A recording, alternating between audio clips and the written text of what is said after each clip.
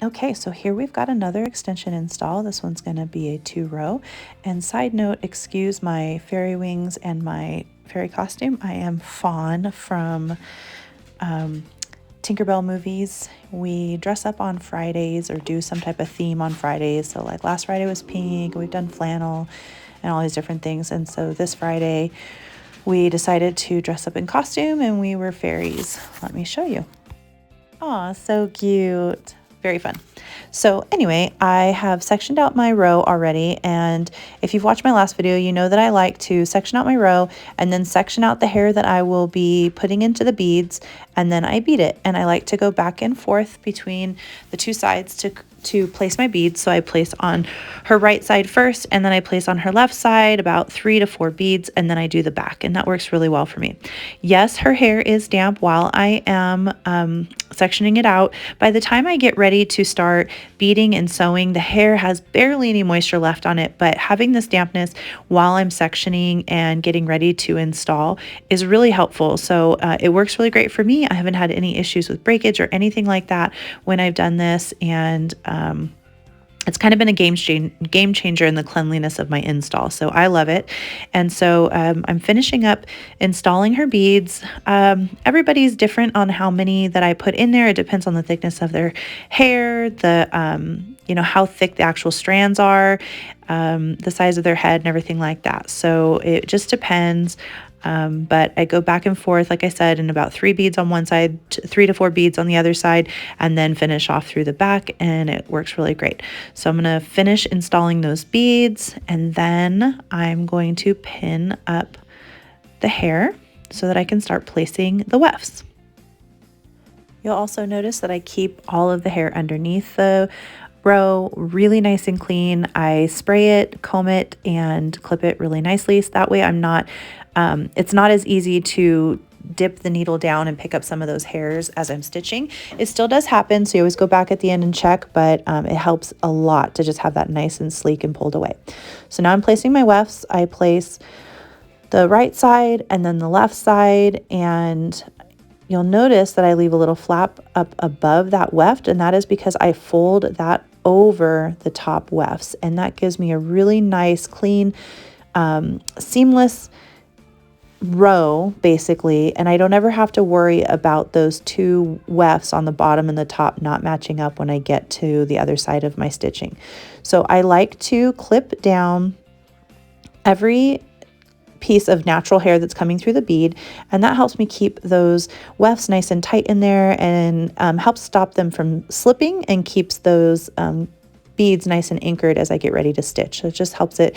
Everything's really for cleanliness and ease of stitching, so that I'm not stitching up hairs or baby hairs or anything like that. And I definitely encourage you to try that. It really helps keep everything nice and neat. So I'm placing the top weft now. And then you'll see as I turn her that I'm going to fold over that top weft now over that bottom weft, or over the weft that I'm folding the bottom weft over the top weft that I placed, making that the top weft, I guess I should say. And now I'm going to tie off. So the way I tie off my stitching, it's very different. It's similar to medical stitching. So if you've ever seen stitches done, this is what I'm doing, just minus the tweezers. I'm just using my fingers because I don't need to use tweezers for this.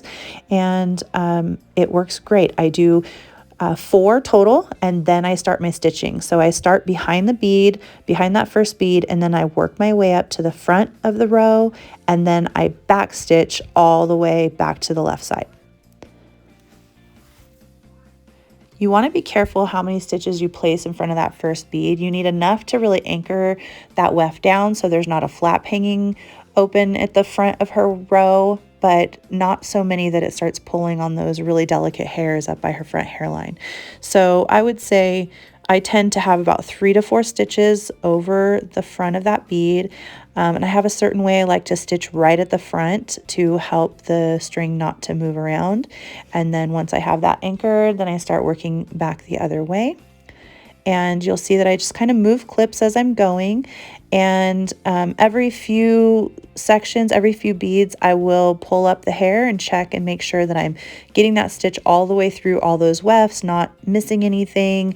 Especially when you're folding a lot of different wefts, sometimes you're going to have an end that ends up hanging out. And so it's just good to go and check every once in a while.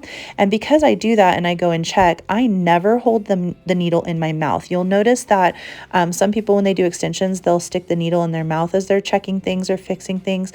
That's what her little bun is for. So I tighten that up nice and tight. I put a clip around it. And if I need to move around, I just stick that needle up through the hair on top. And then I don't have to put it in my mouth or anything like that. And then I can go back to it and start stitching again.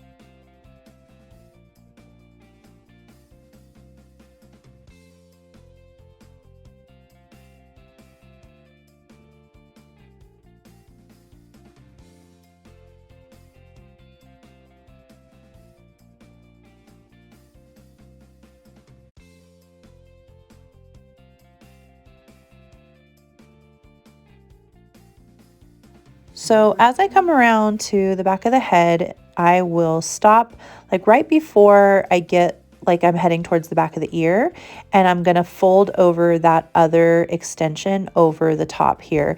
You don't want to go too far over, and then when you fold it, you've already stitched under where that's going to fold. If that happens, it's not a huge deal.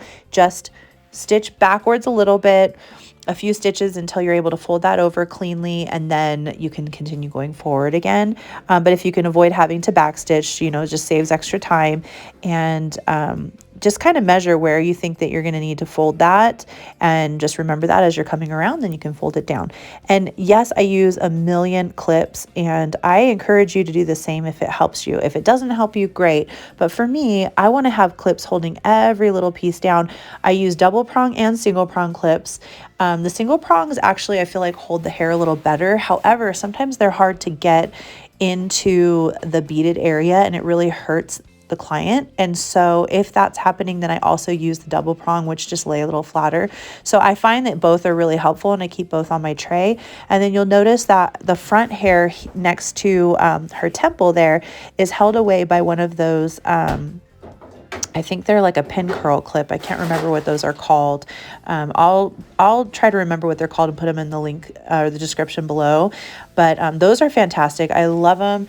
And if it's helpful, let me know in the comments. I can do a video showing you the kits that I use for extensions and all of the supplies that I like to use, because I've really found some things that help me a lot, and so I definitely would love to share that with you. So as I get to the front, I'm going to get all the way to the front of the weft, again getting in a few really tiny stitches there so that I can anchor that down, but without pulling on her hair. So I don't want to have 10 stitches in front of that bead. I only want to have like 3 or 4. I get all the way to the front, then go back, and then I tie off similar to how you would tie off hand sewing. So I'm going to wrap that string around the needle twice, pull it through, and it anchors it down at the base. And I do that about 3 to 4 times, just knotting it, and then the row's done. So now I'm going to take out all the clips I put everywhere. And after I'm done with that, I'm going to pull that entire row up and I'm going to take my rat tail comb and I'm going to clean out any hairs that I accidentally stitched in there that don't belong. So some of those hairs will be pulled up from underneath and I don't want those in there. And so I'm going to clean those out, check everything, make sure everything's stitched well, and then I move on to the next row.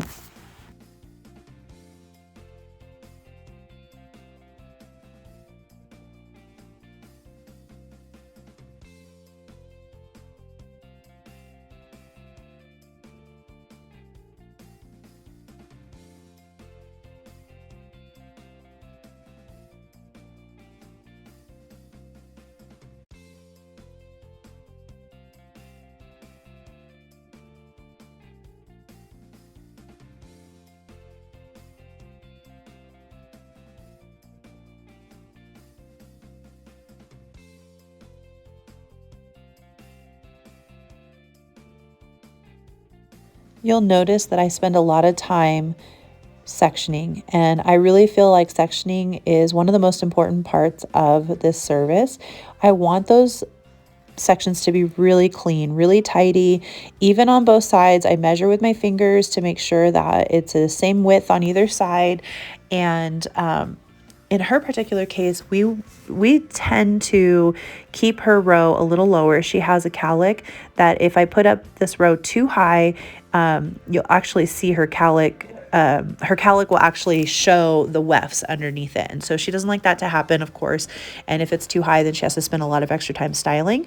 And so that's something that you're going to learn over time with your clients. You may not know right away until they get home and style it themselves. And so I always like to do a consultation, even if I've done their hair a bunch of times, so that I can make sure if there's anything I need to adjust.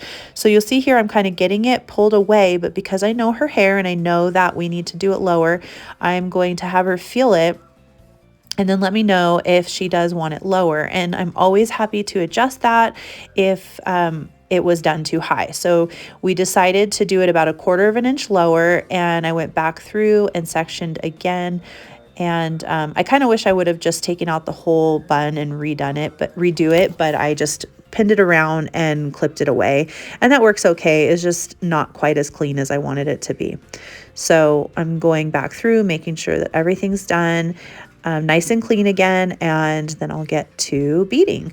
So I'm going to do the same thing. I pin away the pieces at the front. I make sure it's even on either side and pin those away with those flat clips again. And then I start taking out my row. I want that row to be even all the way around. Section that away in the front. I'm making sure it's even right here. And then I'll continue taking my row. Okay. Once that's nice and even, then I'll pin away the hair from underneath. And if I need to, I'll take a little more hairspray and comb it down. And I just use either like an updo brush or a teasing brush, something like that, anything that has bristles on it, and use that to smooth away any of the flyaway hairs. And then I let down the row and I'm back to beading again. So again, 3 to 4 beads on one side, 3 to 4 beads on the other side, and then I finish off through the back.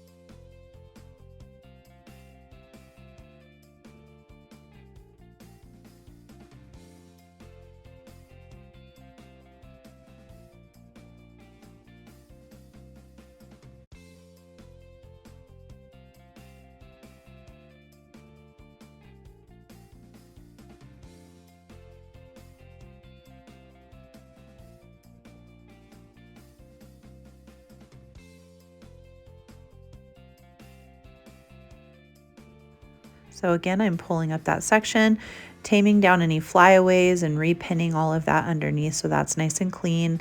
and then I will start placing my wefts. So in this row, I had 2 very long wefts on the bottom. I cut she had like a Genius weft that I cut in half, and it's pretty long, but I didn't really want to cut it into thirds. I wanted it to be a little longer because I was hoping that those pieces would wrap all the way around that top row because it matched her hair really well. And I didn't want to have a darker weft there. So that's why I pinned it the way I did. You'll notice I'm kind of measuring it, checking and making sure that's going to work. And then I pinned the other side. And then once I got all the hair pinned, I actually took everything down so that she could feel the thickness of it. Because with both of these wefts overlapping over the top, it technically makes it feel like she has about 5 wefts on there, and that's a lot thicker than what we've done in the past. So I'm always kind of communicating with them and making sure that they have a part in the decision making. And sorry if you can hear my dogs in the background. They are playing right next to me because they hear me talking and they're getting all excited. But anyway, so I'm going through pinning everything, and then once I feel like that's all nice and pinned, then I'll let down the top. So when the wefts are this long, you do want to be really careful with your pinning because it is really easy for them to drag. And with the Genius weft types, the type with a little silicone on top, they can kind of almost get like wavy, like they bow out a little bit. So I'm trying to be really careful for that to not happen, and I'm using a lot of clips for this. Now I'm placing the top. And then I'm going to check and fold over that top. I'm not going to leave this top folded over right there. This is just to show her how much hair is going to be in there. Really wanted her to be able to see how much hair it is. And then I'll go back through and section that out and fold it over the top again. So again, just pinning everything really well, making sure everything's nice and clean, and that there's no pulling, dragging, like I don't want the weft, I guess the word would be dragging. I don't want it to fall down at all. I want it really nice and tight up, and I try to pin it right where I could see her skin, basically on that row where I sectioned it. Okay, so we're going to tie off again. Again, we're doing like a medical stitching, and no tweezers, just using my finger, rolling down, pulling the tail through, and I'm doing that 4 times, and I roll up, pull the tail through. So 2 up, 2 down, and that anchors that in. I've never had a stitch slip on one of those beginning beads. I do that before, just behind that first bead, and then I bead or stitch all the way to the front to really anchor down the front of that weft, and then I will go back around the other way. And I apologize about the glare. There's a car parked right there, and usually we'll pull down the curtains because the glare is just really terrible. So I apologize. You'll just have to try to ignore the fact that it's blinding you.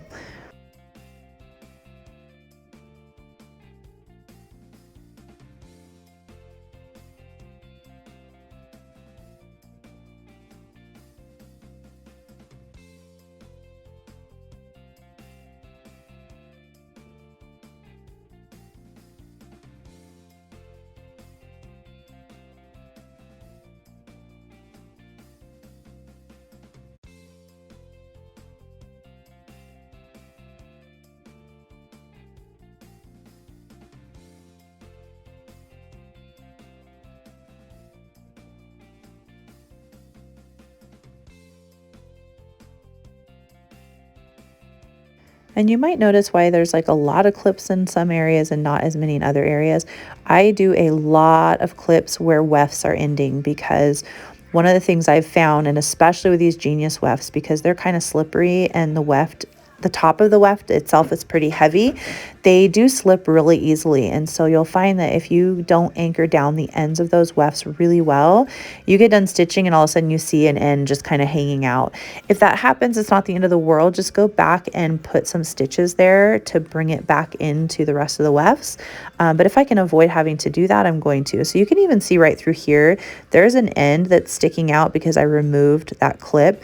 You can see just how kind of heavy they are. It's just kind of flapping open. And so you have to just be really careful and make sure that you're just looking out for where all those ends are. And if the wefts are all different sizes, especially with a hand-tied weft, those slip too. And it's happened to me as well, where I'll get done and I see a weft just kind of hanging there on the ends. And not all hand-stitched or hand-tied hair wefts are the same length, even if they're coming from the same brand. So sometimes, even when you're placing those top wefts, if you're placing two, let's say, they might end at different spots. So you really want to use a lot of clips wherever the ends of the wefts are to make sure that's anchored down really well. So anyway, that's why there's like 4 or 5 right there, because I have 3 or 4 different wefts ending in the same spot. So I just want to make sure that nothing slips as I'm stitching.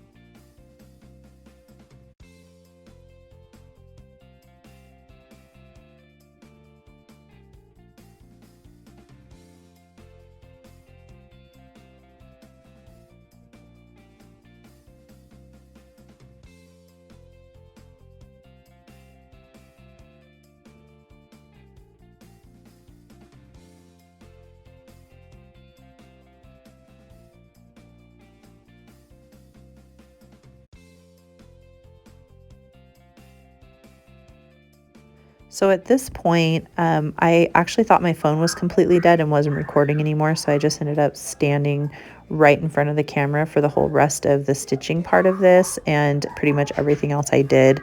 So I'm just going to go straight to showing you what the install looks like straight after I've blended in the cut. The lighting over here on the phone just kind of looks really weird.